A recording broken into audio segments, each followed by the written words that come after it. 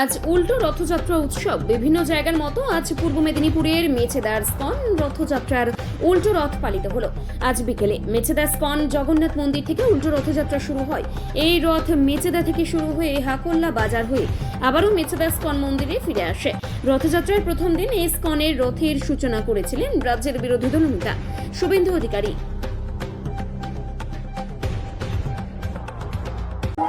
আজকে ফিরতি রথ হিসেবে আজকে কি প্রোগ্রাম ছিল বা কি বার্তা দেবেন সাধারণ মানুষকে? হরে কৃষ্ণ, জয় জগন্নাথ।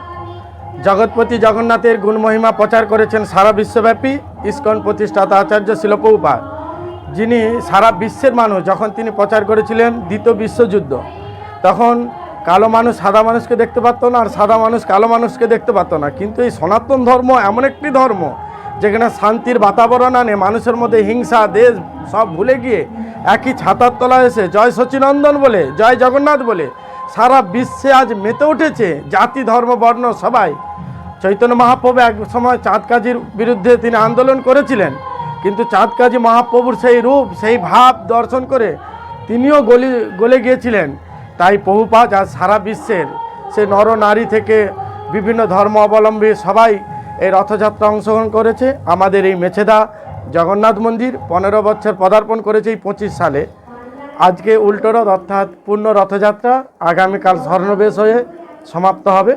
তো সবাই খুব আনন্দে মুখরিত হয়েছে, প্রায় লক্ষাধিক ভক্ত, কোনো বিশৃঙ্খলা নেই, সবাই আনন্দ পেয়েছে। আমরা এই বার্তা দেব যে সমস্ত মানুষের কাছে, সমস্ত নরনারীর কাছে, আপনারা মন্দিরে আসুন, নিজের ধর্মকে পালন করুন, ভক্তি জীবন যাপন করুন, সংসারে শান্তি আনন্দে মুখরিত হোক, যাতে ভগবানকে ভালোবাসলে জগৎ ঠান্ডা থাকবে, জগতে সবাই আনন্দ পাবে করে ভগবানের চরণে শরণাগত হয়। এবং অন্তত প্রতিদিন না হোক, সপ্তাহে একদিন না হোক, 15 দিনই না হোক, অন্তত মাসে একবার আপনার নিকটে যে কোনো মন্দির, আপনি মন্দিরে গিয়ে ভগবানের দিব্য নাম জপ করুন।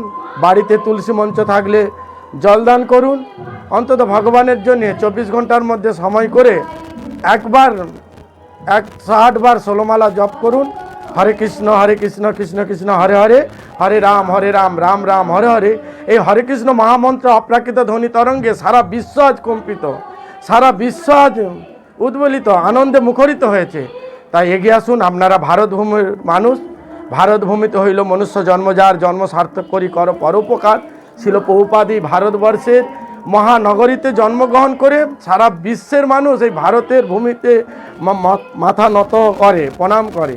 তাই আপনি এই পুণ্যভূমিতে জন্মগ্রহণ করে আপনি কেনই ধর্মপদ অবলম্বন করছে না? তাই এগিয়ে আসুন, আপনার ছেলে মেয়েকে নিয়ে আসুন, আপনার আশপাশের পরিবার আত্মীয় স্বজন সবাইকে অন্তত মন্দিরে মাসে একবার ভগবানের দর্শন করান, আরতি দর্শন করান, প্রসাদ গ্রহণ করুন। এবং বিভিন্ন তীর্থস্থান মায়াপুর, নবদ্বীপ, বৃন্দাবন, অযোধ্যা, দ্বারকা, বিভিন্ন তীর্থস্থান বছরে একবার গমন করুন।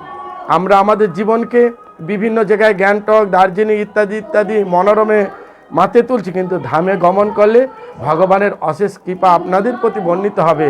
যেটা প্রভুপাদ করেছেন, সারা বিশ্বের নরনারী আজ একই সঙ্গে নৃত্য করছে, সেখানে জাতি ধর্মভেদ সব ভুলে গিয়ে, কি রাজনৈতিক, কি হিন্দু মুসলিম খ্রিস্টান সব ভুলে গিয়ে সবাই জয় সচিনন্দন বলে কীর্তন করছে। সবাইকে অনুরোধ, আপনারা এগিয়ে আসুন, মন্দিরে হরিনাম করুন এবং আরতিতে অংশগ্রহণ করুন। এইটাই আপনাদের কাছে আমার বার্তা। আমার নাম আনন্দময় গোবিন্দ দাস, অধ্যক্ষ ইসকন মেছেদা। আমার বাম দিকে আছেন আমাদের মন্দিরের সম্পাদক অমলেন্দু প্রভু, আর আমার ডান দিকে আছেন সুদূর বৃন্দাবনে ভজন করেন এসেছেন আমাদের কৃষ্ণ বলরাম মন্দিরে সেবাই এবং কানাই প্রভু।